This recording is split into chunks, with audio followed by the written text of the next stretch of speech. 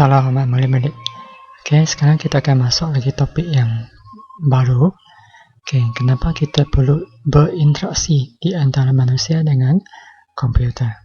Oke, apa keperluannya interaksi antara manusia dengan komputer? Oke, topik ini senang saja lah.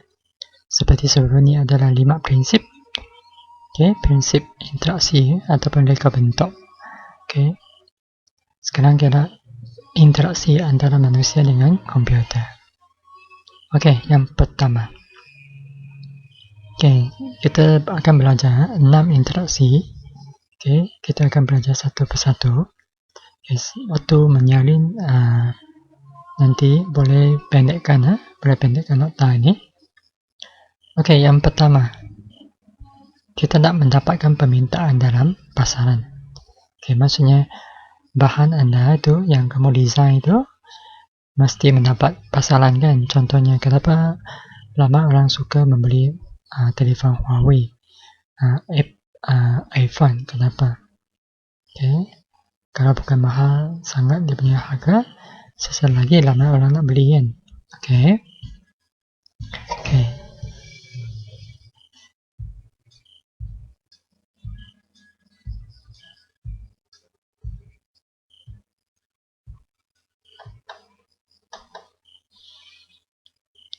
Pengguna mau membeli sesuatu produk itu, dia mesti mempunyai kegunaan yang tinggi, betul? Maksudnya baguslah digunakan kamera dia, kemudian selamat digunakan. Sedangkan sekarang banyak menggunakan online.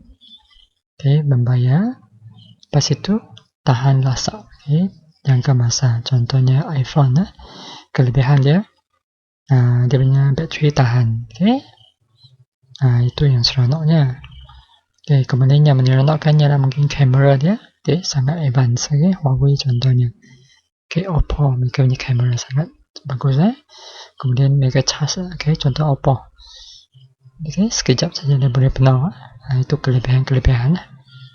Boleh tulis satu meminta permintaan dalam pasaran. So, kamu huraikan kalau ada soalan macam ni. Dia tanya kenapa kita perlu interaksi manusia dengan komputer. Yang kedua, meningkatkan productivity.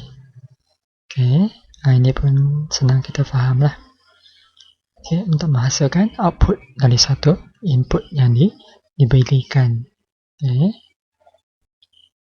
Lepas itu, dia mesti produktif. Bahan yang kita gunakan tu mesti produktif lah. Dapat mengeluarkan hasil yang bagus.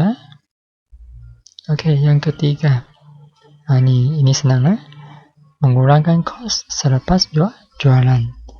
Contoh handphone awak, komputer kamu beli itu semua bagus, so tak perlulah kita hantar ke kedai untuk selalu repair kan. Ini akan, kalau dia selalu rosak, dia meningkatkan kos jualan lah kan, mengurangkan kos. Sebab kita sudah interaksi dengan manusia, so kita tahu apa kehendak mereka. Mengurangkan kos pembangunan. Ni selepas kita berinteraksi, kita tahu jangan buat kerja-kerja yang tidak disukai. Ciri-ciri tidak sukai adalah pengguna. Produk yang tidak cekap.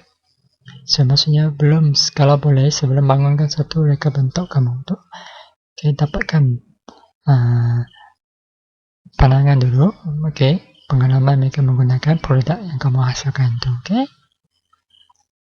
Yang kelima, mengembangkan aktiviti dan menambahkan pengalaman manusia. Influence faktor teknologi bagi satu kawasan yang baru itu akan memberi peluang kepada manusia untuk mengembangkan aktiviti. Ini benda-benda yang mungkin yang baru lah. Menambahkan pengalaman mereka dalam kehidupan harian mereka. Akhir sekali, perkomputeran sosial. Ini arus perkembangan laman sesawan di sini, maksudnya laman web. Dia akan menjana persekitaran interaktif sosial.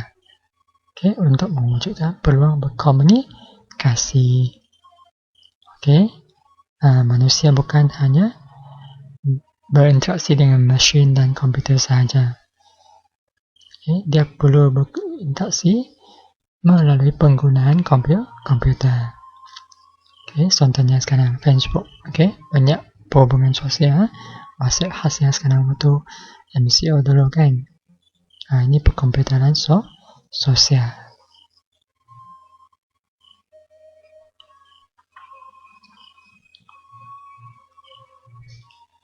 Okay, itu sahaja. Okay, pembelajaran kali ini. Okay. 6 perkara yang penting untuk interaksi ya. Pertama, perkomputeran sosial. Kedua, mengembangkan ability, menambahkan pengalaman. Keempat, mengurangkan kos pembangunan. Ketiga, kurang kos selepas jualan. Okay, meningkatkan productivity. Okay, akhir sekali mendapatkan permintaan dalam pasaran. Okay, itu sahaja. Sekian, terima kasih.